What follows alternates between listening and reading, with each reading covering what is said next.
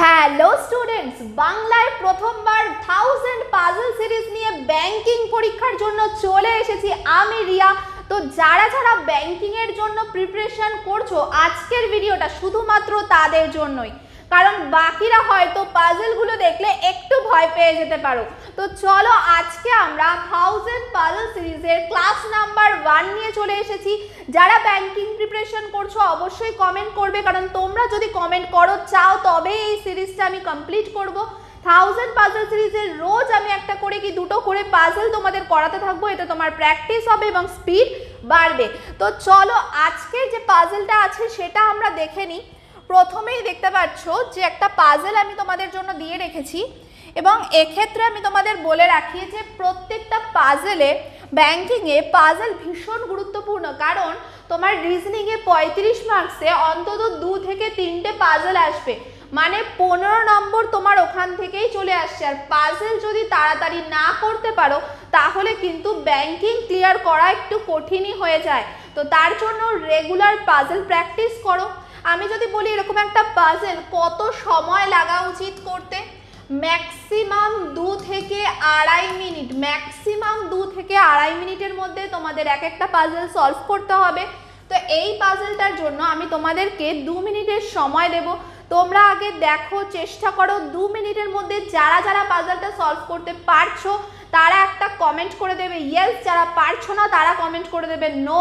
তারপরে আমি চলে যাব এর আনসারে, এটা কি করে সলভ করতে হয় তোমাদেরকে দেখিয়ে দেব। তো চলো, যারা একদম শুরু করছো পাজল কি করে করে তারা এই ক্লাসটা পুরো দেখো, যাতে কি হবে তোমরা শিখতে পারবে বেসিক থেকে যে পাজল কি করে সলভ করতে হয়। চলো, তোমাদের টাইম স্টার্ট হয়ে গেছে, সময় আছে 2 মিনিট হাতে। সবাই ভালো করে পাজলটা একবার পড়ে নাও। 2 মিনিট সময় আছে হাতে তোমাদের।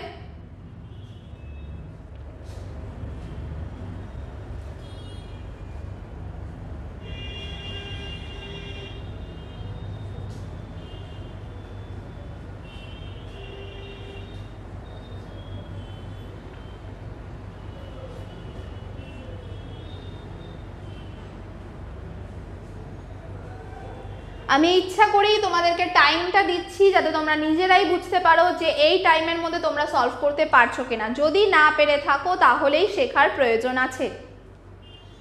2 মিনিটটা কিন্তু ম্যাক্সিমাম টাইম, যত তাড়াতাড়ি পারো কমপ্লিট করার চেষ্টা করো। চলো, 1 মিনিট শেষ হয়ে গেছে আর হাতে আছে তোমাদের 1 মিনিট।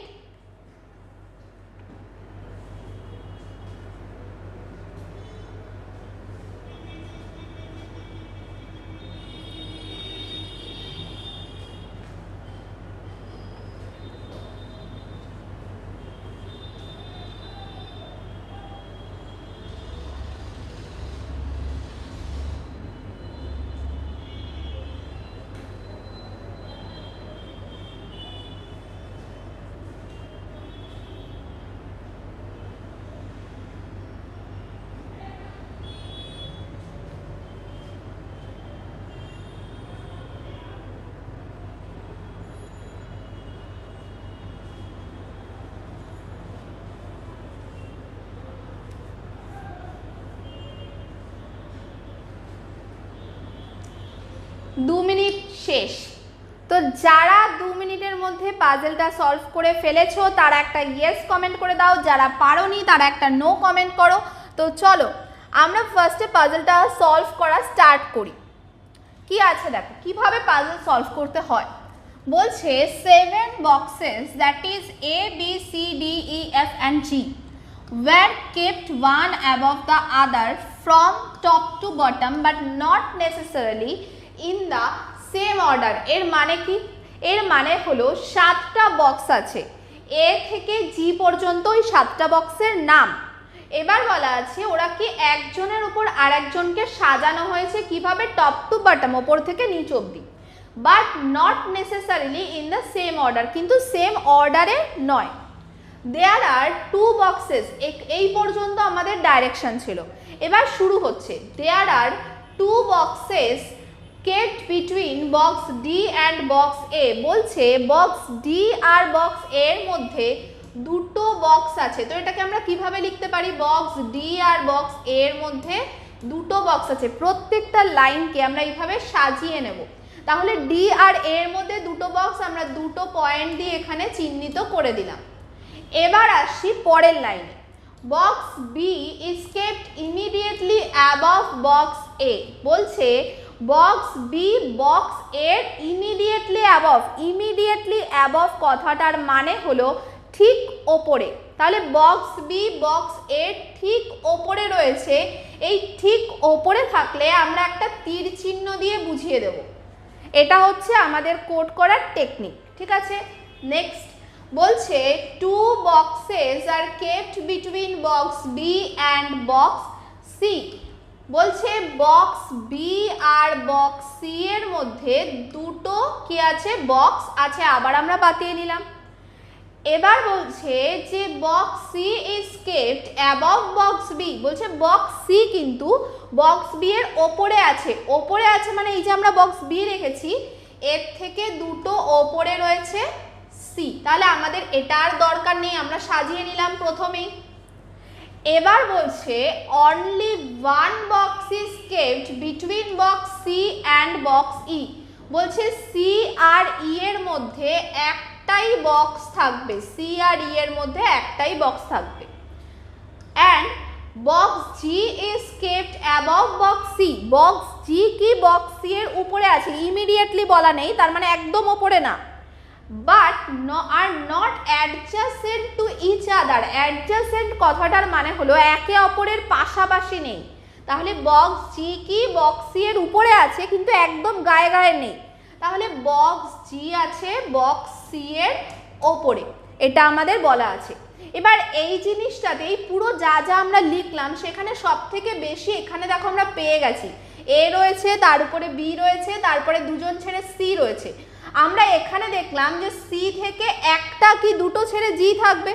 এবার কতগুলো ছেড়ে জি আছে কি করে বুঝবো বলো তো? দেখো এখানে যদি আমরা গুনি একজন দুজন তিনজন চারজন পাঁচজন, পাঁচটা বক্স অলরেডি বসে গেছে, তো ওপরে আর শুধুমাত্র দুটোই ফাঁকা থাকতে পারে, তাহলে এখানেই তার মানে জি থাকবে। দেখো আমরা কত সুন্দর করে জিনিসটা সাজিয়ে নিলাম। এবার আমি এইটা ডিলিট করে দিচ্ছি, যেগুলো আমাদের সাজানো হয়ে গেছে সেটুকু আমি ডিলিট করে দিলাম। তাহলে আমার থাকলো কি, থাকলো হচ্ছে এটাকে যদি আমি আলাদা করে লিখে নিই, জি প্রথমে রয়েছে, তারপরে একটা ফাঁকা রয়েছে, তারপরে সি রয়েছে, তারপরে দুটো ফাঁকা আছে, তারপরে বি রয়েছে, তারপরে এ রয়েছে, এটুকু আমাদের সাজানো হয়ে গেছে।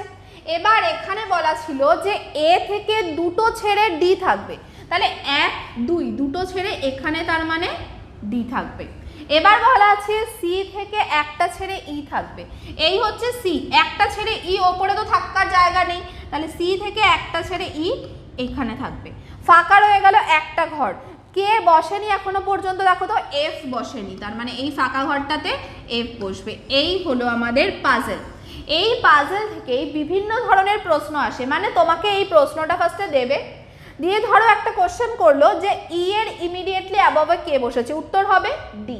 তো এই উত্তরগুলো দিতে তোমাদের বেশি সময় লাগবে না যদি একবার পাজেলটা তোমরা সাজিয়ে ফেলো। তো তোমাদের মেন কাজ হলো পাজেল সাজানো, এবং সেটাই আমি 1000 পাজেল সিরিজে 1000টা পাজেল নিয়ে তোমাদের দেখাবো যে কি কি পাজেল হয়, কিভাবে সাজাতে হয়, কি ট্রিক অ্যান্ড টেকনিক ইউজ করে সাজাতে হয়। তো আজকে তার প্রথমটা আমি দেখালাম, পরের দিন আমি পরের পাজেল নিয়ে আসবো, এবং যারা এটা পারলে বুঝতে ইয়েস করে দিও, না বুঝতে পারলে নো করো। জানিও কেমন লাগলো আজকের ক্লাসটা তোমাদের, আর যদি ভালো লেগে থাকে এরকম ব্যাংকিংয়ের প্রচুর ক্লাস নিয়ে আমি আস্তে আস্তে আসবো তোমাদের সামনে।